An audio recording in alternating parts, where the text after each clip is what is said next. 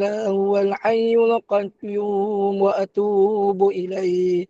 أستغفر الله العظيم الذي لا إله إلا هو الحي القيوم وأتوب إليه. أستغفر الله العظيم الذي لا إله إلا هو الحي القيوم وأتوب إليه. أعوذ بالله من الشيطان الرجيم. بسم الله الرحمن الرحيم. السلام عليكم ورحمة الله وبركاته. الحمد لله رب العالمين، والصلاة والسلام على أشرف الأنبياء والمرسلين وعلى آله وصحبه أجمعين. أشهد أن لا إله إلا الله وحده لا شريك له، وأشهد أن محمدا عبده ورسوله. اللهم صل على سيدنا ونبينا وحبيبنا وشفيعنا ومولانا محمد وعلى آله وصحبه أجمعين. سبحانك لا علم لنا إلا ما علمتنا إنك أنت العليم الحكيم.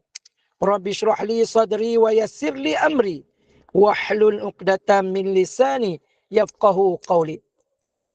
لا حول ولا قوة إلا بالله العلي العظيم. لا حول ولا قوة إلا بالله العلي العظيم. لا حول ولا قوة إلا بالله العلي العظيم. ربي يسر ولا تعسر، ربي تم بالخير. أعوذ بالله من الشيطان الرجيم. هو الذي أرسل رسوله بالهدى ودين الحق ليظهره على الدين كله ولو كره المشركون. صدق الله العظيم. أما بعد. Yang dirahmati Allah, puan pengerusi majlis, seterusnya hadirin hadirat ibu ayah rahmati Allah sekalian. Pertama sekali kita panjatkan kesyukuran kehadrat Allah Subhanahu wa taala, kerana sekali lagi Allah Taala masih lagi panjangkan usia kita untuk hidup satu hari lagi di hari Jumaat yang mulia ini, yang mana pada hari Jumaat kata ulama, barang siapa buat kebaikan daripada hari Jumaat, maka pahalanya akan digandakan sebanyak 2 kali ganda. Dan siapa yang buat maksiat pada hari Jumaat juga kata ulama, maka dosanya juga akan berlipat kali ganda, sebanyak 2 kali ganda. Sebab itu kata ulama, kalau kita nak sepanjang minggu ni kita tak buat maksiat kepada Allah, maka pada hari Jumaat inilah jangan kita buat maksiat.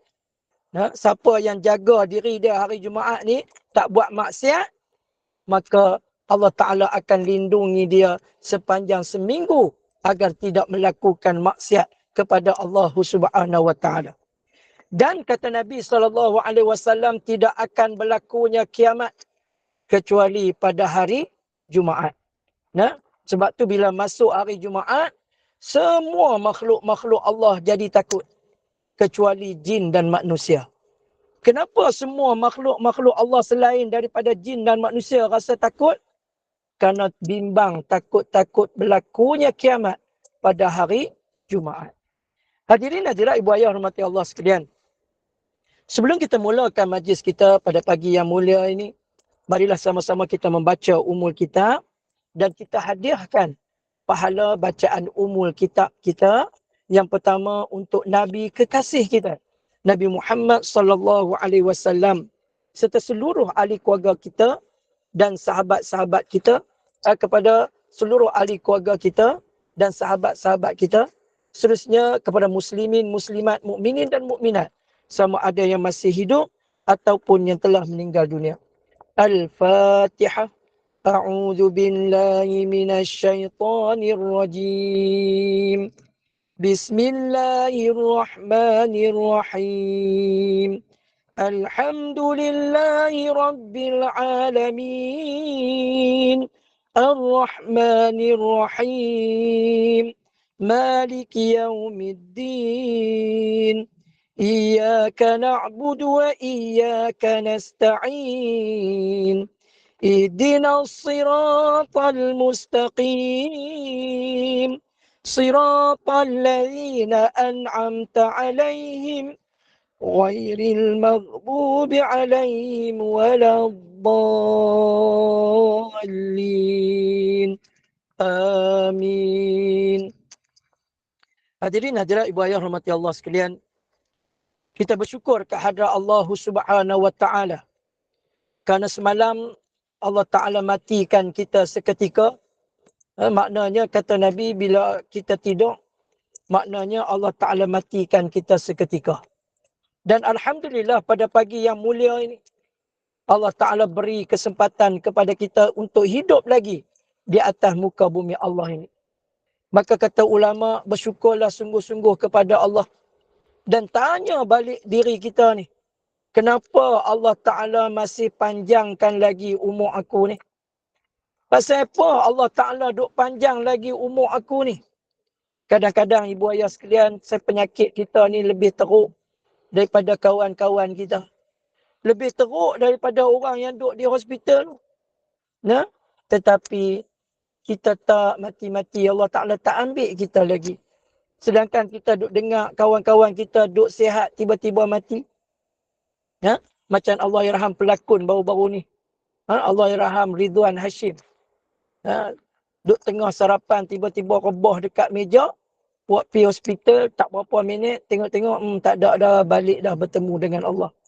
Allahu Akbar. Sebab tu kita semua ni adalah milik Allah. Milik Allah. Dan Allah Ta'ala masih lagi panjangkan usia kita ni pasal apa?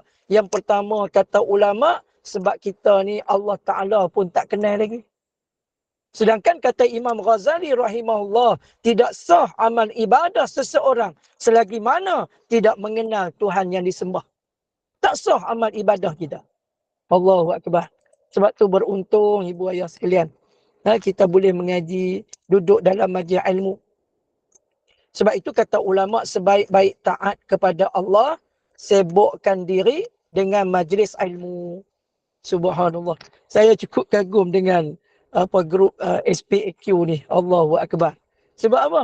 Sebab tadi dah baca Yasin, kemudian duduk dalam majlis ilmu. Ni sambung pula kuliah duha. Subhanallah. Tabarakallah. Inilah sebaik-baik taat, sibukkan diri dengan majlis ilmu. Hadirin hadirat, ibu ayah rahmati Allah sekalian. Kita cek balik pasal apa Allah Ta'ala panjangkan usia kita. Selain daripada Allah Ta'ala panjangkan usia kita ni, sebab apa? Sebab Allah Ta'ala kita tak kenal. Jadi kita duk puasa, duk usaha, duk mengaji supaya kita dapat mengenal Allah. Kemudian pasal apa kita ni Allah Ta'ala panjang usia lagi?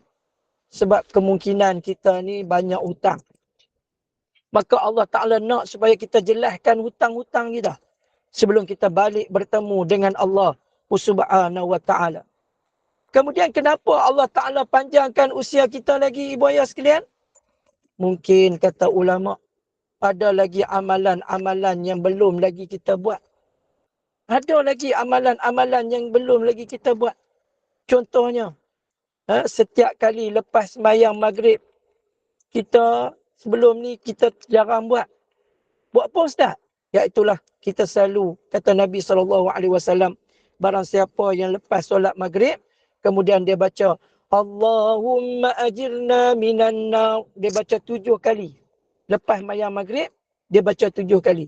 Maka Nabi kata siapa yang baca 7 kali, setiap kali lepas sembahyang maghrib, kalau dia mati pada waktu malam, maka Allah Ta'ala akan masukkan dia ke dalam syurga.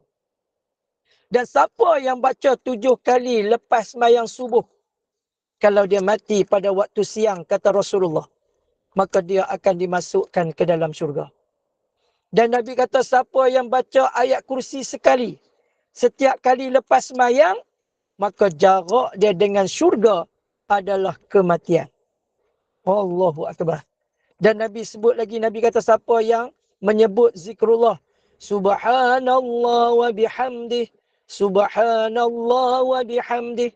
Siapa yang baca 100 kali Subhanallah wa bihamdih, maka kata Rasulullah, Allah Ta'ala akan ampunkan dosa-dosanya itu, walaupun dosa-dosanya itu sebanyak buih di lautan. Subhanallah, tabarakallah. Dan kenapa Allah Ta'ala panjangkan usia kita lagi ni? Sebab kita ni ada di kalangan kita yang surah Al-Mulk pun tak baca lagi tiap-tiap malam. Sebab Nabi bagi jaminan, Nabi kata, sesiapa yang baca surah Al-Mulk tiap-tiap malam, maka Allah Ta'ala akan selamatkan dia daripada fitnah kubur. Cek tengok Allahu Akbar, surah Al-Mulk pun tak baca lagi. Allahu Akbar. Dan rugi dia. Esok dia duduk dalam barzah tu, orang yang tak baca surah Al-Mulk duduk menyesal. Sebab apa? Sebab surah Al-Mulk ni adalah surah yang akan menjadi peguam bela kepada kita waktu kita berada di alam barzah nanti. Hadirin hadirat ibu ayah rahmati Allah sekalian. Minggu sebelum ni kita belajar berkaitan dengan betapa dahsyatnya sakitnya sakaratul maut. Sakit sakaratul maut ini adalah satu sakit yang tak ada dah yang paling sakit melainkan sakitnya sakaratul maut. Sakit sakaratul maut ni siapa yang boleh rasa? Yang boleh tahu? Iaitulah orang yang hampir-hampir meninggal dunia. Dia seorang je tahu. Dia bila dia rasa orang yang nak mati itu, bila dia rasa sakaratul maut, dia boleh tahu. Dia kata, aku ni hak ni lah dah. Ya? Maknanya aku ni tak lambat lagi lah. Lepas ni aku akan balik bertemu dengan Allah. Sebab sakitnya sakaratul maut adalah sakit yang paling sakit. Ya? Sebab tu Allah Ta'ala berfirman, A'udzu billahi minasyaitonir rajim. Kullu nafsin dha'iqatul maut. Setiap yang hidup, kata Allah, pasti akan merasai mati. Dan tidak ada sakit yang melainkan yang paling sakit, melainkan sakitnya sakaratul maut. Sehingga kan kata ulama, apabila seseorang itu telah meninggal dunia beribu-ribu tahun, bahkan berjuta-juta tahun, kata ulama, bila ditiup sangkakala yang kedua, dibangunkan semula manusia pada waktu itu, maka sakitnya sakaratul maut seolah-olah, kata ulama, walaupun dah mati dah beribu tahun, berjuta tahun, bila dibangunkan semula di mahsyar, maka sakitnya sakaratul maut kita akan rasa seperti mana semalam saja kita meninggal dunia. Allahu Akbar. Ya? Sebab tu ada di kalangan kita ni takut sungguh dengan mati. Ada seorang sahabat saya, dia pesyarah di UPM. Ya? Bila dia sembang bab mati ni, dia takut ni sampai nak tidur pun dia rasa takut. Dia kata takut sungguh Ustaz. Allahu Akbar. Takut apa ni? Takut sakitnya sakaratul maut. Sebab bila roh keluar daripada badan ni, Allahu Akbar. Tak ada dah yang paling sakit melainkan sakitnya sakaratul maut. Hadirin hadirat ibu ayah rahmati Allah sekalian. Sebab itu mati ni sebenarnya menginsafkan kita. Ya? Boleh menginsafkan kita. Allahu Akbar. Hadirin hadirat ibu ayah rahmati Allah sekalian. Sebab itu kata ulama, kita ni bila kita tahu kita nak mati bila, nescaya kita akan minta kepada Allah supaya dipanjangkan usia kita. Pasal apa? Sebab kita nak buat amal ibadah kepada Allah. Kita nak buat amal ibadah kepada Allah. Dalam surah Sajdah pagi tadi, Tok Imam kalau kita pergi sembahyang subuh di masjid tadi, di surau. Dan rakaat yang pertama, Tok Imam baca surah Sajdah. Dalam surah Sajdah ada satu ayat Allah Ta'ala sebut, A'udzu billahi minasyaitonir rajim. Walau tara idhil mujrimuna nakisu ru'usihim 'inda rabbihim. Rabbana absarna wa sami'na farji'na na'mal salihan inna muqinun. Sadaqallahul azim. Allah Ta'ala berfirman, sungguh ngeri pada hari itu, yakni pada hari kiamat. Di mana pada waktu itu orang yang banyak dosa kepada Allah, maka mereka akan menundukkan kepala di hadapan Allah Subhanahu wa Ta'ala. Ibaratnya kata ulama, waktu kita duduk atas dunia ni, bila kita ada buat dosa dengan mak dan ayah kita, bila kita duduk depan mak ayah kita ni dalam keadaan kita buat masalah, kita buat salah kepada mak ayah kita, maka waktu tu kita tak berani nak angkat kepala kita tengok mak ayah kita. Allahu Akbar. Dengan mak ayah pun kita rasa takut macam tu dah. Apatah lagi dengan Allah. Waktu tu kata Allah, orang yang banyak dosa kepada Allah menundukkan kepala di hadapan Allah Subhanahu wa taala.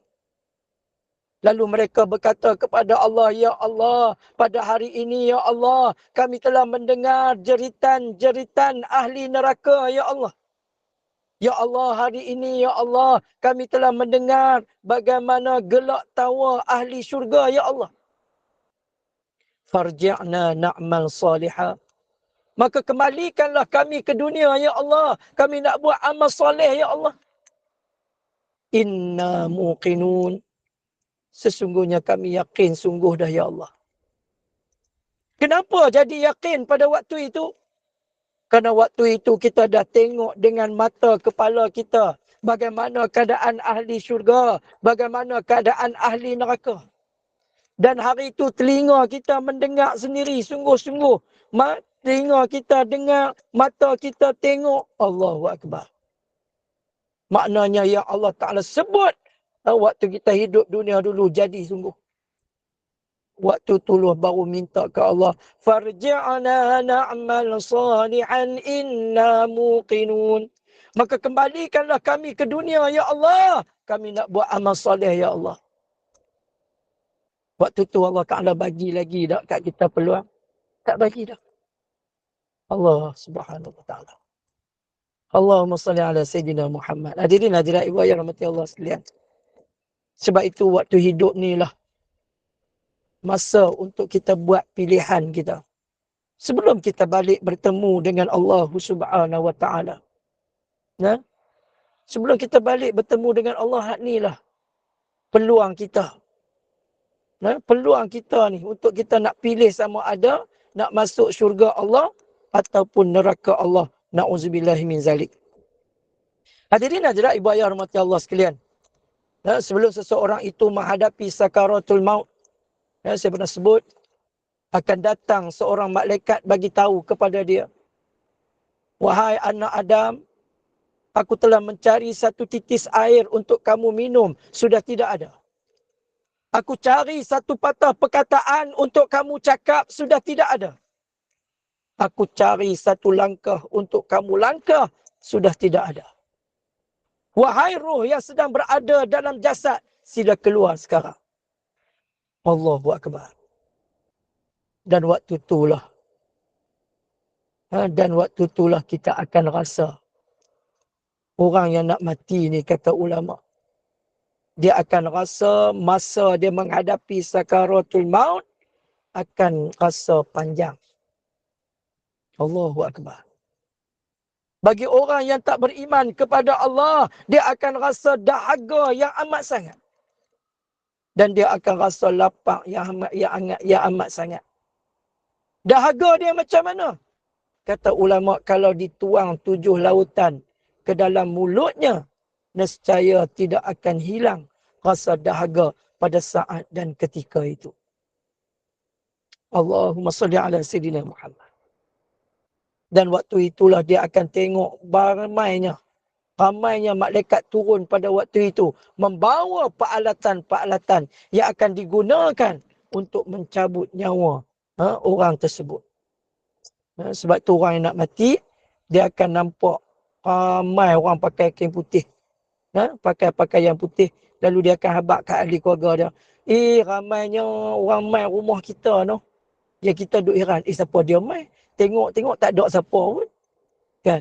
Rupanya dia nampak dah malaikat-malaikat yang telah ditugaskan oleh Allah untuk mencabut nyawanya dengan membawa peralatan-peralatan yang telah disediakan untuk mencabut nyawanya. Sebab itu orang yang beriman, bila dia menghadapi sakaratul maut, kata Rasulullah, dahinya akan berpeluh. Kenapa dahinya berpeluh? Kerana pada waktu itu, dia sedang melihat tempatnya di dalam syurga Allah Subhanahu wa ta'ala. Dia duduk tengok tempat dia dalam syurga. Sebab tu dia antara amalan untuk kita tengok tempat kita dalam syurga pada saat menghadapi sakaratul maut, di antaranya ialah berselawat ke atas Nabi SAW sehari tak kurang daripada 1000 kali. Lebih-lebih lagi pada hari Jumaat ni. Hari Jumaat. Kerana pada hari Jumaat ini, segala selawat-selawat kita akan dipersembahkan kepada baginda Nabi SAW. Bila kita selawat, malaikat ambil selawat kita, lalu dipersembahkan kepada Rasulullah. Maka disebut nama kita di hadapan Rasulullah SAW. Lalu disebut nama ibu dan ayah kita di hadapan baginda Nabi SAW. Sebab tu kata ulama, orang yang berselawat ke atas Nabi, sebenarnya dia sedang berkhidmat untuk kedua ibu dan ayahnya. Allahu Akbar. Selawatlah ibu ayah sekalian. Bila kita selawat, kita sebenarnya sedang membanggakan kedua ibu dan ayah kita. Allahu Akbar. Subhanallah. Tabarakallah. Hadirin hadirat ibu ayah rahmati Allah sekalian. Dan pada pagi yang mula ini, kita akan masuk bab tajuk berkaitan dengan malam pertama di alam barzah. Kata ulama, setelah tibanya saat kita kembali menghadap Allah Subhanahu Wa Taala, perkara yang perlu diingati ialah jasad sudah tiada lagi nilainya. Walaupun semasa hayat kita banyak masa dan wang ringgit dihabiskan demi menjaga jasad kita ini. Ulama kata, bila kita kembali menghadap Allah Subhanahu Wa Taala, pada waktu itu jasad sudah tidak berguna lagi. Sedangkan waktu duk hidup, jasad ni lah kita duk jaga. Kita duk jaga jasad kita bagi cantik. Kita duk jaga tubuh kita bagi elok, bagi ramping, maklum kan. Telan hak nu, telan hak ni. Beli bedok hak mahal-mahal bubuh di muka. Duk kira bagi muka cantik ya. Hati gelap tak apa. Kan? Sepatutnya bagi cantik tak mana? Bagi cantik tak hati you. Barulah muka pun jadi seri. Tapi kita waktu hidup atas dunia ni, kita nak bagi jasad je elok. Tetapi ingat kata ulama, apabila kita meninggal dunia, maka jasad sudah tidak bernilai lagi. Jasad sudah tidak bernilai lagi. Hadirin hadirat mati Allah sekalian.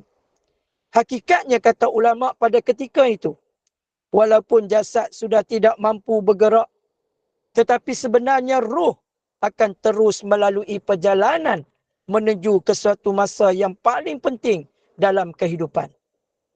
Sekiranya berjaya melalui alam barzah dengan berada di dalam taman-taman syurga, maka ia merupakan satu kenikmatan kepada kita. Tetapi sebaliknya, jika kematian kita penuh dengan fitnah dan azab, maka kita akan menjadi manusia yang penuh dengan kekecewaan. Allahu Akbar.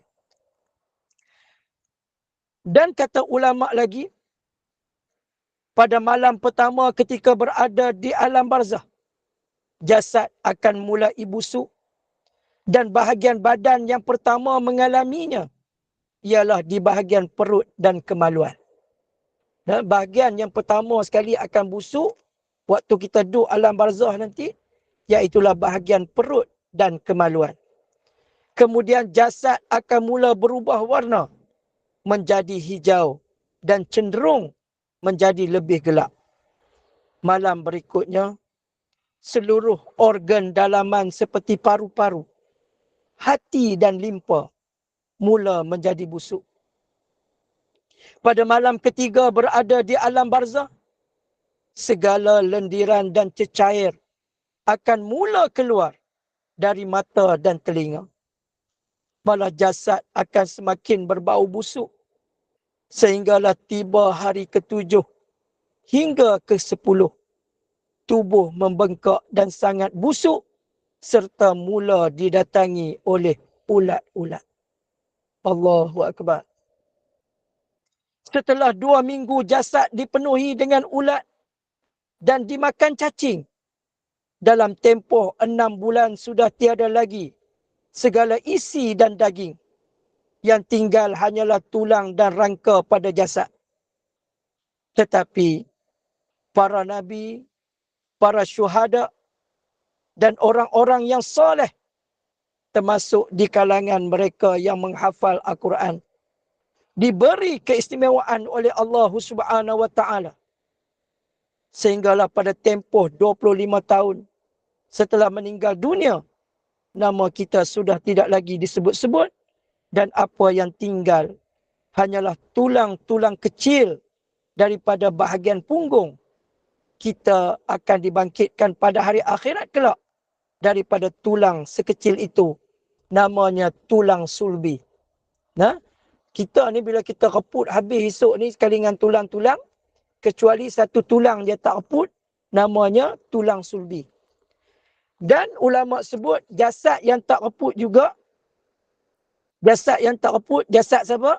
Iaitulah jasad para nabi dan rasul, jasad para syuhada, jasad orang-orang yang soleh dan juga jasad orang-orang yang menghafal Al-Quran. Nah, 4 jenis jasad ni, jasad mereka tidak reput.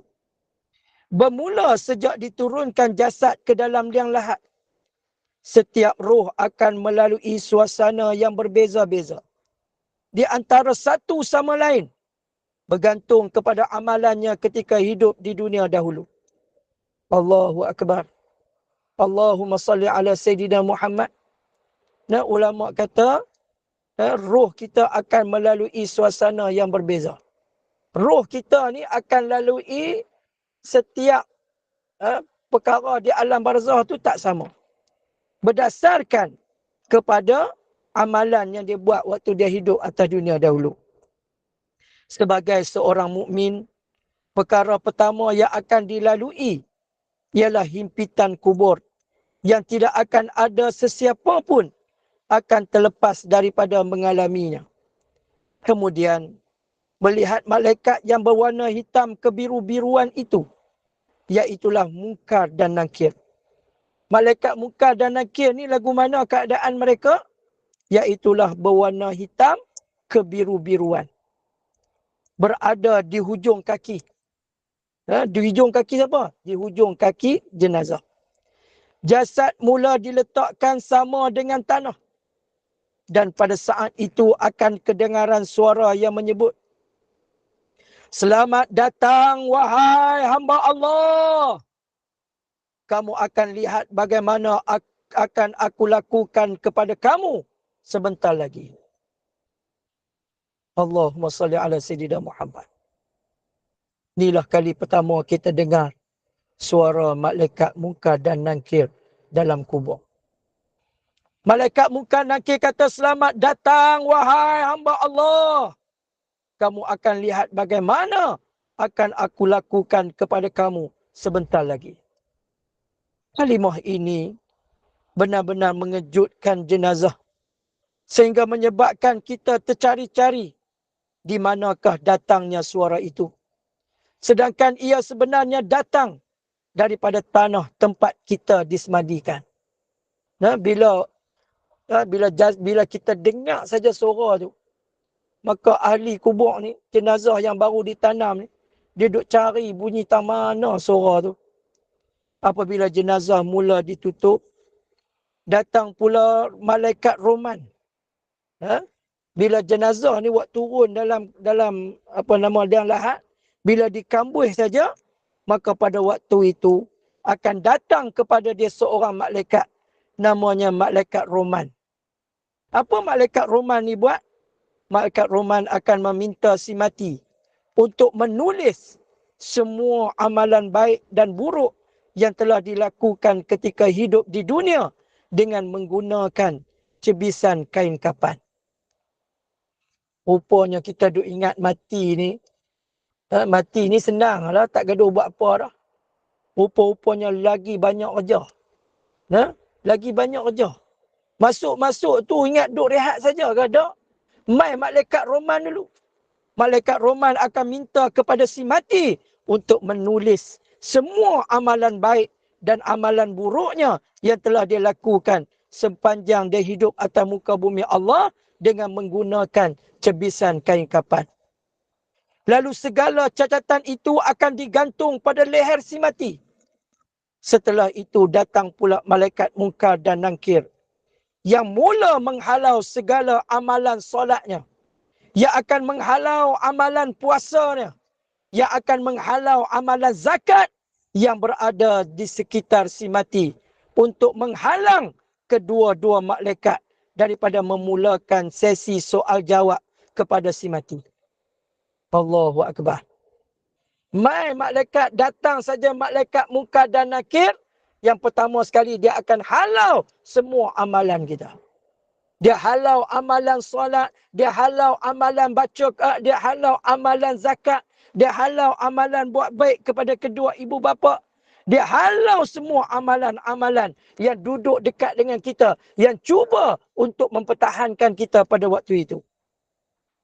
Tetapi yang akan membantu kita pada saat kita menghadapi malaikat Munkar dan Nakir hanyalah Al-Quran sahaja. Al-Quran sahaja akan mampu menjadi pelindung kepada kita pada saat itu.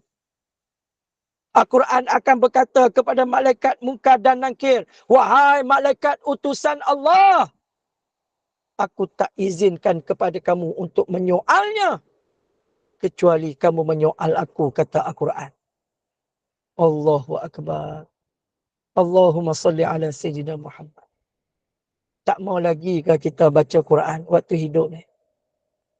Ingatlah, almarhum guru saya seorang menghafal Al-Quran.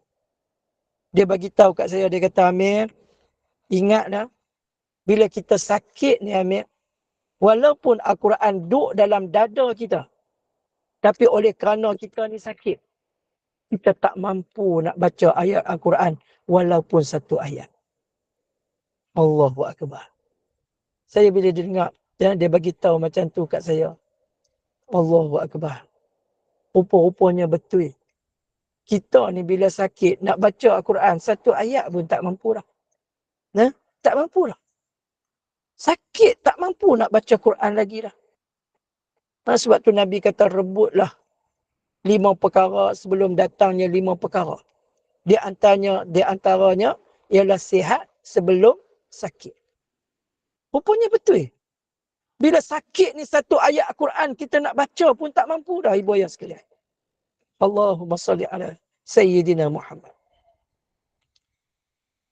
Dan bila malaikat Munkar dan Nakir halau semua amalan, kecuali satu amalan malaikat Munkar dan Nakir tak boleh halau, iaitulah membaca Al-Quran.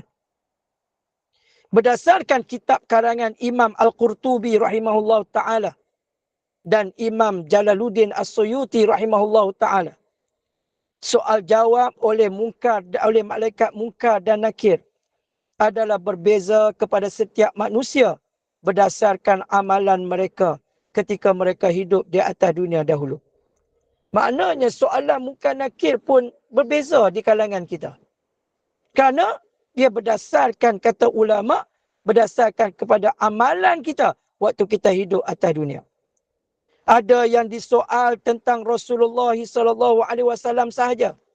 Dan apabila dia mampu menjawabnya, maka dia akan terlepas daripada soalan-soalan yang lain. Nah, ada orang, malaikat mai tanya dia.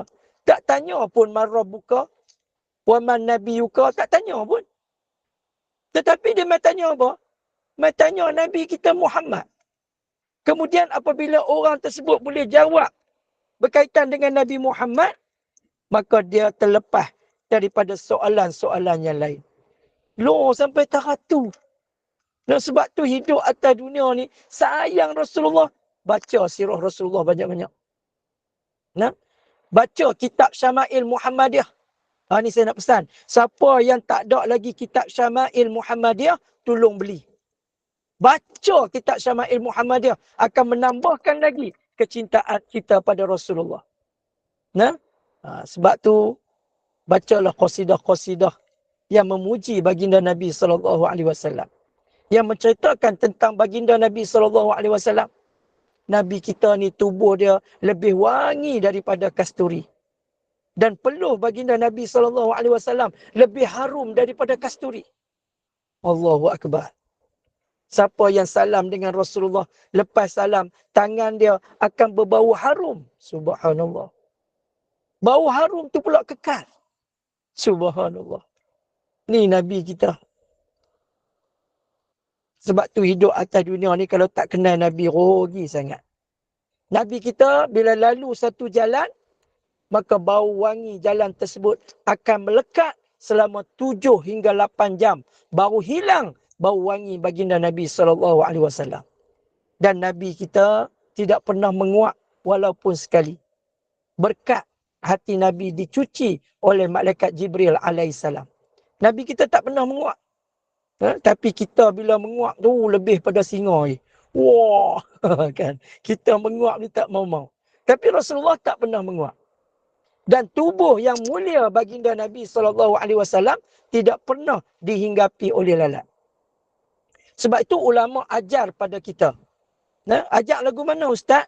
Untuk mengagungkan Rasulullah. Macam mana? Di antaranya bila kita sebut tangan. Nak sebut tangan Rasulullah, maka kita kena sebut tangan yang mulia baginda Nabi SAW. Bila sebut tubuh yang mulia baginda Nabi SAW. Kan, itu tanda dia. Orang yang mengagungkan Rasulullah. Sebab itu, para alim ulama, sahabat-sahabat Nabi, mereka mengagungkan Rasulullah. Tak sama dengan kita. Sahabat Nabi mengagungkan Rasulullah bila tengok wajah Rasulullah, tengok Ustaz, sekali mereka akan tunduk kepala di hadapan Rasulullah. Dan ulama-ulama dulu bila sebut saja nama Rasulullah, akan tunduk wajah, kemudian mengalir air mata. Sebab apa? Rindunya kepada baginda Nabi SAW. Dan kata ulama, oleh itu berusahalah untuk mengenali dan mencintai Rasulullah dan beriman dengan apa yang dibawa oleh baginda Nabi SAW. Sebab tu Allah Ta'ala berfirman, وَمَا آتَاكُمُ الرَّسُولُ فَخُذُوهُ وَمَا نَهَاكُمْ عَنْهُ فَانْتَهُ. Apa saja yang dibawa oleh Nabi, kata Allah, kamu ambil. Dan apa yang dilarang oleh Allah, oleh Nabi, maka kamu tinggal. Sebab tu Allah Ta'ala berfirman lagi, قُلْ إِن كُنْتُمْ تُحِبُّونَ اللَّهِ فَاتَّبِعُونِي يُحْبِبْكُمُ اللَّهِ. Allah Ta'ala berfirman, katakanlah wahai Muhammad, kalau kamu nak supaya Allah Ta'ala sayang kepada kamu, ikutlah aku. Nescaya Allah Ta'ala akan sayang kepada kamu. Maknanya, kita hidup atas dunia ni, petua dia kalau nak Allah Ta'ala sayang kat kita, buat lagu mana? Ikut Nabi. Barang siapa yang ikut Nabi, maka Allah Ta'ala akan sayang kepadanya. Setelah ditanya oleh Munkar dan Nakir tentang Rasulullah dan mampu dijawab oleh si mati, lalu malaikat akan terus menunjukkan tempatnya di dalam neraka. Allahu Akbar. Lepas jawab dia, tiba-tiba Allah Ta'ala tunjuk tempat dia dalam neraka. Malaikat tunjuk tempat dia dalam neraka. Tetapi oleh kerana Allah Ta'ala tetapkan hati orang-orang yang beriman dengan kata-kata yang tegas di dalam dirinya dan mampu menjawab pertanyaan daripada malaikat, lalu diperlihatkan di sebelah kirinya syurga Allah Ta'ala dan tukarkan tempatnya untuk berada di dalam syurga Allah. Rupa-rupanya malaikat nak test dia. Lepas boleh jawab Rasulullah, berkaitan Rasulullah, malaikat tunjuk tempat dia dalam syurga. Bagi orang yang beriman, bila tengok saja neraka, dia tak rasa takut. Sebab apa? Sebab orang yang beriman ni hati dia tegas dan tetap pendirian dia. Dia tak rasa takut lah.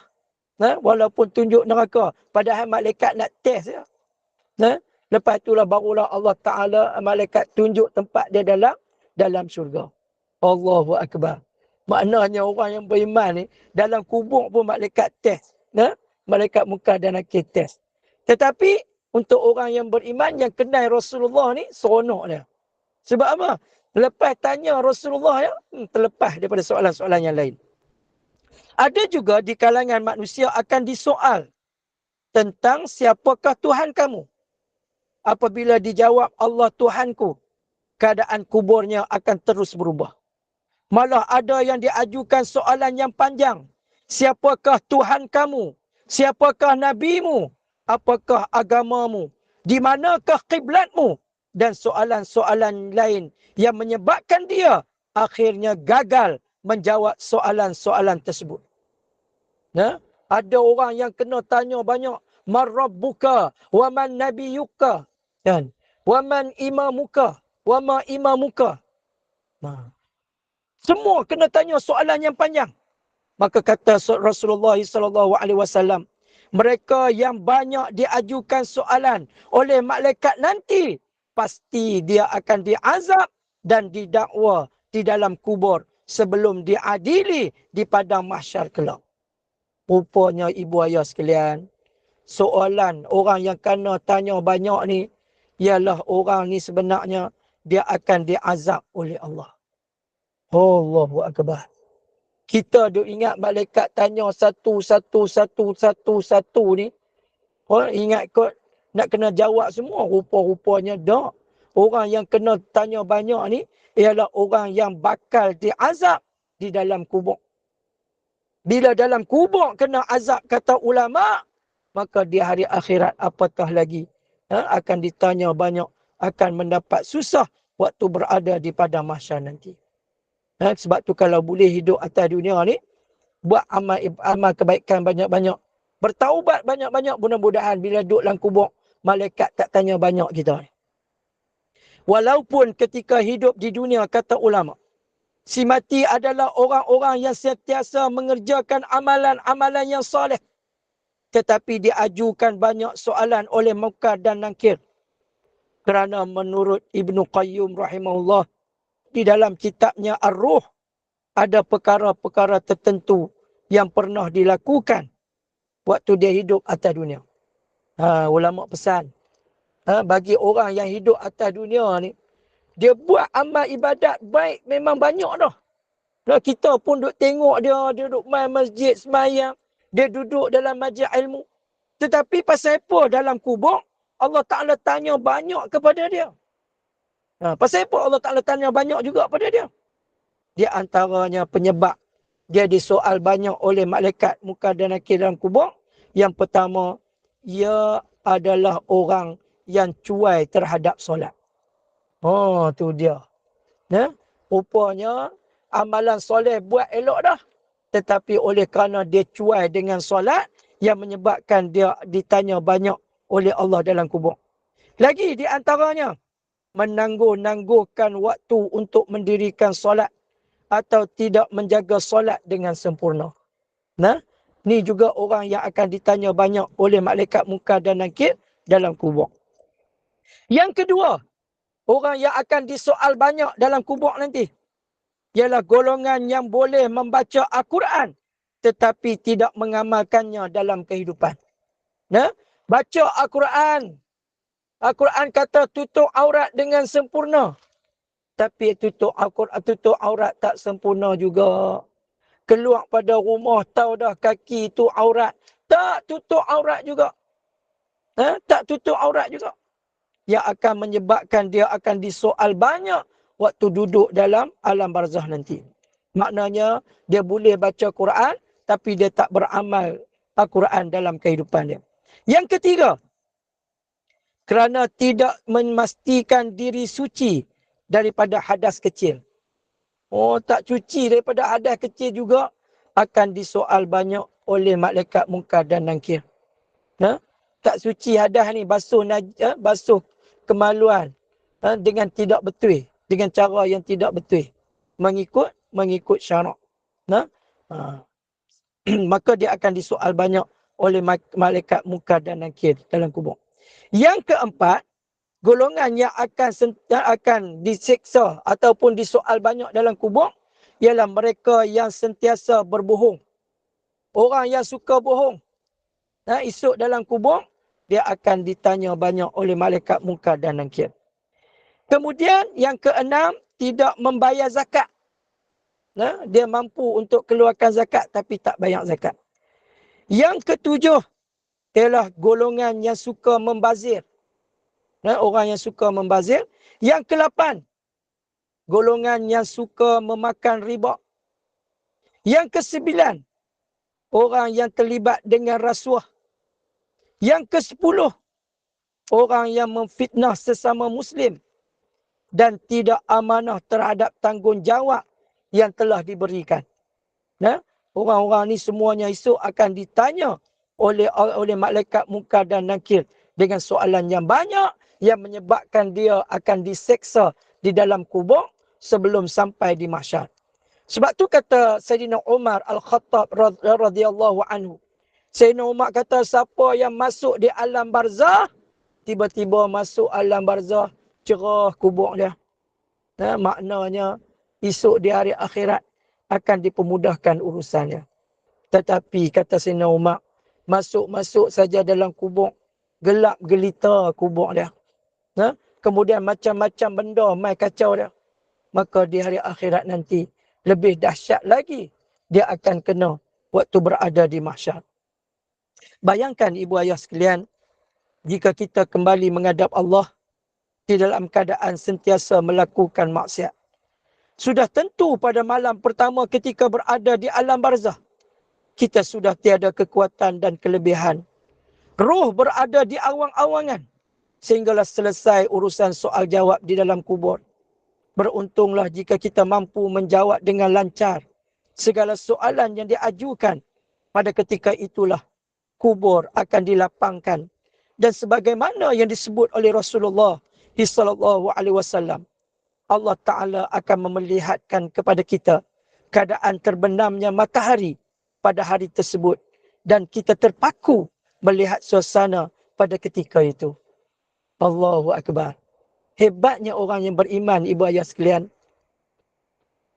Bila duduk di alam barzah, bagi orang yang beriman, malaikat Munkar dan Nakir sandarkan dia di dalam liang lahat. Dan pada waktu itu, bagi orang yang beriman, dia akan kata pada malaikat, wahai malaikat, matahari dah nak terbenam dah. Aku ni solat asar pun tak lagi. Maka malaikat kata, rehatlah kamu pada hari ini. Saksikanlah, kata malaikat. Matahari terbenam buat kali yang pertama dalam hidup kamu waktu kamu berada di alam barzah. Allahu Akbar. Hadirin hadirat ibu ayah rahmati Allah sekalian. Betapa kasih dan sayangnya kita, Allah kepada kita apabila kita memilih di atas dunia ini untuk melakukan amal ibadah kepada Allah Subhanahu wa ta'ala.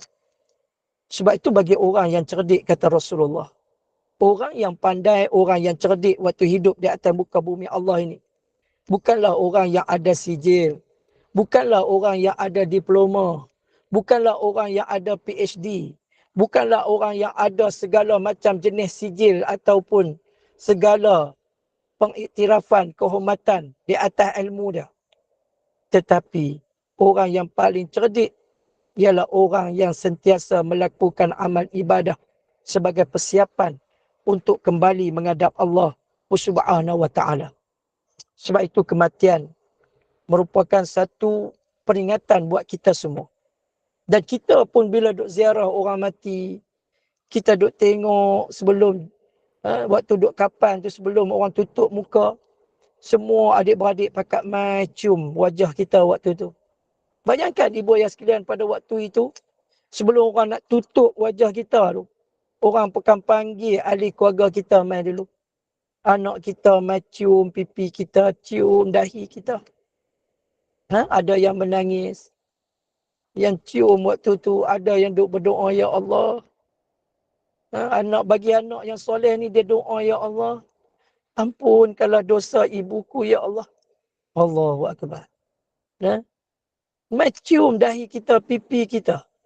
Peluk kita waktu tu. Sebab apa? Sebab lah dah waktu tu. Lepas tu boleh tengok lagi dah. Tak tengok dah. Bila tutup wajah kita waktu tu, orang angkat bubuh dalam kandar buat pergi masjid untuk disemayangkan.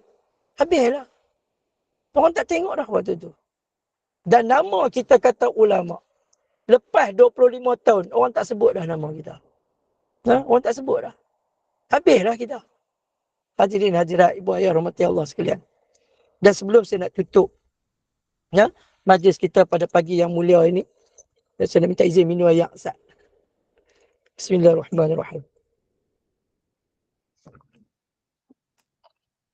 Sebelum saya nak tutup majlis kita, saya nak sampaikan satu nasyid yang pernah disampaikan oleh almarhum Ustaz Asri kita, kumpulan Rabbani.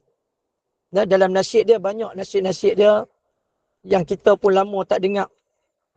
Yang mana nasyid-nasyid dia dulu ni boleh mengingatkan kita kepada Allah, dan boleh mengingatkan kita pada akhirat. Apa dia nasyid dia? Dia kata apa? Munajatku padamu Tuhan, ampuni dosaku masa silam, sempurnakanlah kehidupanku, murahkan rezeki dengan nikmat-Mu, jadikanku hamba yang bertakwa, tiang iman untuk agama. Munajatku padamu Tuhan, ampuni dosa sekalian insan, sempurnakanlah hidup kami, murahkan rezeki dengan nikmat-Mu, jadikan kami hamba bertakwa, tiang iman untuk agama. La ilaha illallah, jauhkan aku dari siksaan api neraka yang panas, membakar manusia ingkar di dunia. Muhammadur Rasulullah, terimalah ku jadi umatmu, ku pohon syafaat darimu, beratkan neraca palaku nanti. Aku yang diri sendiri selamanya, ku tak tertanggung duka dan dosa silamku. Munajatku padamu Tuhan, ampuni dosa sekalian insan, sempurnakanlah hidup kami, murahkan rezeki dengan nikmat-Mu, jadikan kami hamba bertakwa, tiang iman untuk agama. Hadirin hadirat ibu ayah rahmati Allah sekalian, mudah-mudahan pada pagi yang mulia ini memberi keinsafan kepada kita untuk kita sedar bahawa kita semua satu masa akan balik bertemu dengan Allah. Dan pada waktu itu tidak ada lagi yang akan duduk bersama dengan kita kecuali amal ibadah kita kepada Allah Subhanahu wa taala. Tuntutlah ilmu sebanyak-banyaknya, kerana ilmu adalah memimpin. Ilmu adalah pemimpin kepada kita untuk kita buat sebanyaknya amal ibadah kita untuk kita balik bertemu dengan Allah Subhanahu wa taala. Jazakallahu khairan katsira diucapkan kepada pihak SPAQ yang sudi menjemput saya pada pagi yang mulia ini untuk kita sama-sama mengingatkan diri kita tentang apakah yang perlu kita buat, bekalan yang perlu kita lakukan untuk kita balik bertemu dengan Allah Subhanahu wa taala. Mudah-mudahan kita balik bertemu dengan Allah dalam keadaan Allah Taala redha kepada kita dan kita redha kepada Allah Subhanahu wa taala. Jazakallahu khairan katsira. Saya serah kembali kepada Ustazah Pengusi Majlis. Persilakan. Alhamdulillah, jazakallah khairan Ustaz Amir Syahriza atas kesudian berkongsi ilmu mengenai malam pertama di alam bazar itu, dan suara Ustaz pun memang merdu sangat dan sangat mendayu-dayu dan menyentuh hati saya Ustaz. Tersebat rasanya.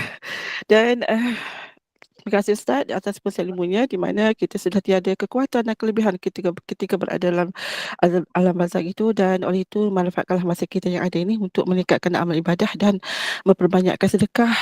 Seterusnya memastikan hidup kita di alam barzakh nanti dalam keadaan baik insya-Allah, dan semoga ini memberikan sedikit sebanyak kefahaman dan manfaat bagi kita semua di pagi Jumaat ini. Dan seterusnya Assalamualaikum. marilah kita sama-sama teruskan majlis ilmu ini dengan kuliah duha kita, pengajaran kitab kita Al-Azkar bersama-sama dengan Al-Fadhil Ustaz Assalamualaikum Ustaz. Muhammad Zahar. Dan seterusnya Ustaz, kita tangguhkan dulu majlis ilmu kita dengan masa kita memang terhad sangat, dan kita mungkin boleh buka soalan di lain kali Ustaz ya. Dan